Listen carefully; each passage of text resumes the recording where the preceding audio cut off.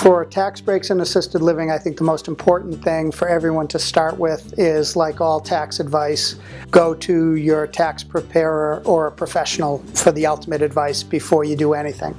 But in general, there are a couple of elements that families and residents need to keep in mind. The first one is that in order to deduct cost of assisted living, you need a physician to determine that these services are medically necessary for the individual.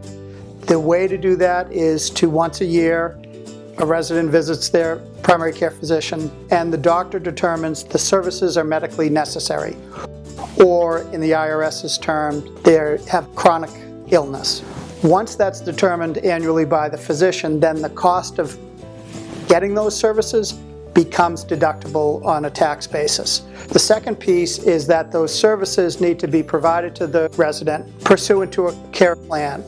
And that's done in assisted living twice a year by the nurse who works at the assisted living residence. And that, together with the physician's determination that you need the services, brings together the services that are needed, a plan for how those will be provided, then that becomes deductible for the taxpayer. But none of it is deductible without that first step of the doctor providing evidence that these services are medically needed by the individual. The third piece is a little more complicated, the deductibility of long-term care services, because obviously assisted living is not long-term care.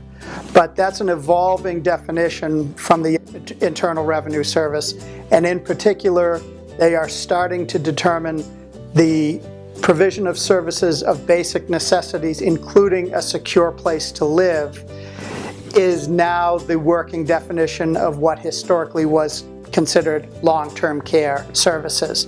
So that one, similarly to the other two pieces, a tax professional will make the determination about exactly how to prove that those long-term care services are needed and deductible, but there is increasing evidence and ability to deduct assisted living based on what historically had been deducted as long-term care services.